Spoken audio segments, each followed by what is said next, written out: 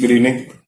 So, just to give a background on the front, what we are discussing on, and the background of Luthra Group before we touch base on the question, would be that it's a family-owned business, legacy, and the third generation sitting in front of you, and passed on legacy business was textiles, so which is still running, and something which is done, tried, tested, has been successful, and it is still successful, but it was important at one point in time when everybody, every Tom, Dick and Harry was entering into textiles, that a generation before me, my father actually was into that thought, and he attended somebody's lecture, somebody similar to Dhruv sir, and who said that there's a need for disruptive thinking and disruptive innovation.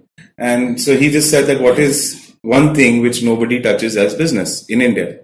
And the only thing that came to mind was waste management. That why not manage waste privately? It is, everybody says you pick up a newspaper in the morning, you complain, what is this shit? This is happening. Everything's going wrong in the country. Nobody is doing anything.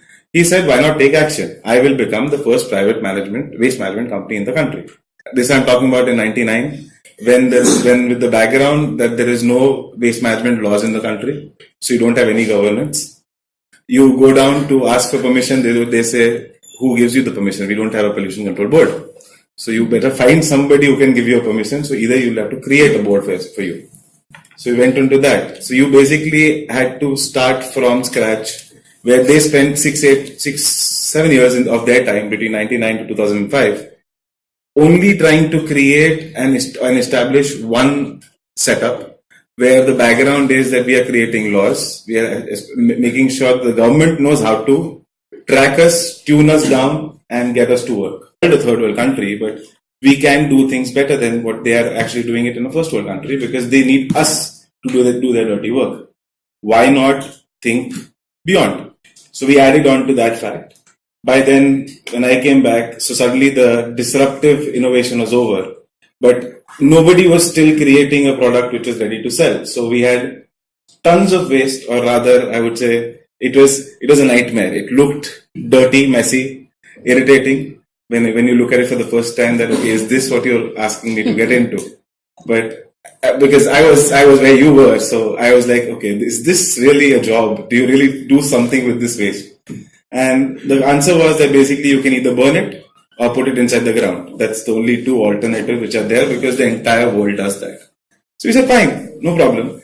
If that is how we are going to do it, at least give me an answer. Can we not do anything with something that can actually burn? That if something we can burn it ourselves, that means it can become a fuel or fuel for tomorrow.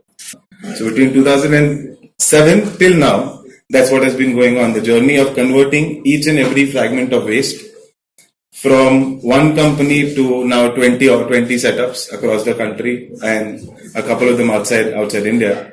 All of them only focused on one single thing. The word which is coined is EFourF, which is Alternate Fuel Resource Facility, where we create fuel out of the same waste, which once was a nightmare for the industries who were sending it to us, and for ourselves when we were receiving it as managers.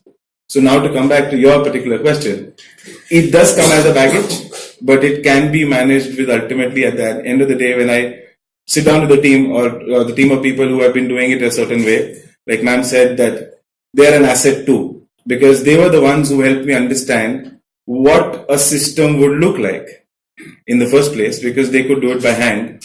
Hence, we managed to make a system, get into first Navision with Microsoft, moved on from there to SAP, and so on and so forth, adding on to analytics and getting MIS done and everything. But ultimately, it was hardcore, hands-on experience of those people whom we basically created as mentors within the organization, who were still there, who do not fear their job roles being lost. Instead, from a 75 people company, today we are an 800 people company. Why? Only because there was those 70 people who were basically given that challenge, or a completely new job definition of role, that you are no more going to do things by your hand. Instead, you're going to take 20 people each, train them, make a software out of it, make a system out of it, which could work on paper, which could work on a screen, which could work on a mobile phone, however you like. Choice is yours, it's open. You innovate, you create. If it fails, it fails. So that's how it is.